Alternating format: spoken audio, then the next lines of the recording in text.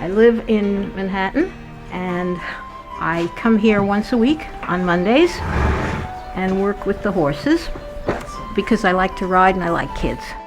I just retired from a job as dean of a college, so this is quite a change. It's wonderful when you can see them learn to do something and you see how proud they are of it. I think they learn structure, they learn how to handle themselves, because it matters what happens.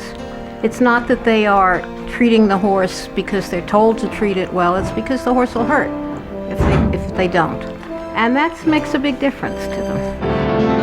Guys, watch out. For that moment, watch them follow. Come on, puppy.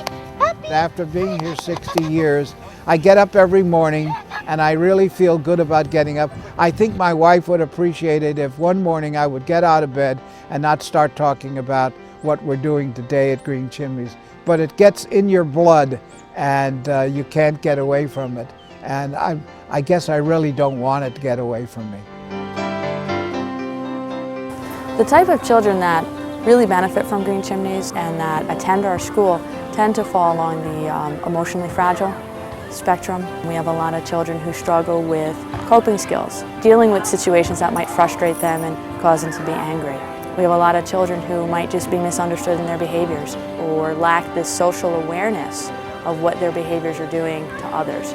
The treatment center that we run here brings kids that have special needs together with animals and plants to help address a lot of learning disabilities and psychological issues. These are children who have had difficulty adjusting to regular public school programs or special ed public programs, and they've needed a second chance, a second opportunity to reconnect to an adult or a peer.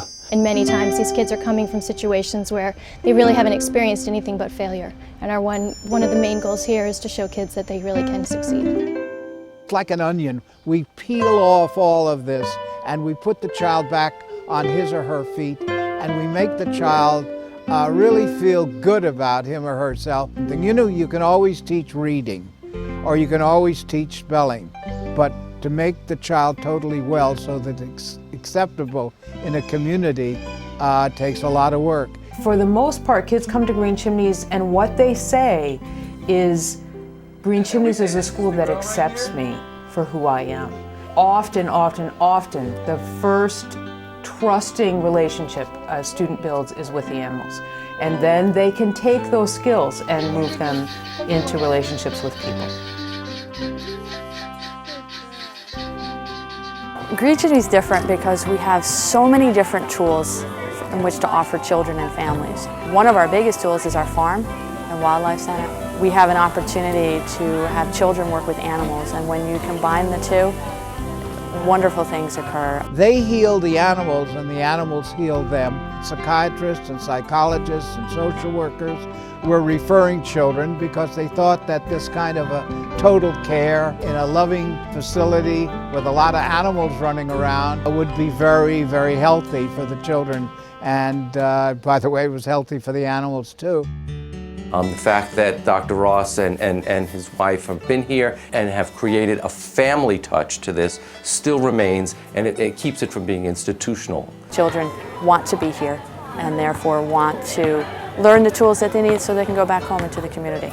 We also have many different programs for kids to have fun and learn at the same time. Life skills program, our gardening program. Our program is designed to try to tap into different skills within children using multi-sensory approaches in a hope that we can get some spark out of a child. We're helping children grow, we're helping children mature, we're helping children learn, which is first and foremost. We want to educate children, academically, socially.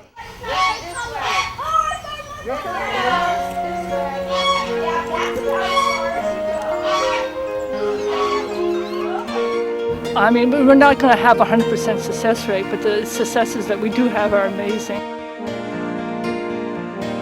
They relate themselves to these animals in a very meaningful way. As I've released birds with the kids, I've heard them say, Miss Foster, it's his discharge day, isn't it? And I just can hardly believe it when I see them make that connection.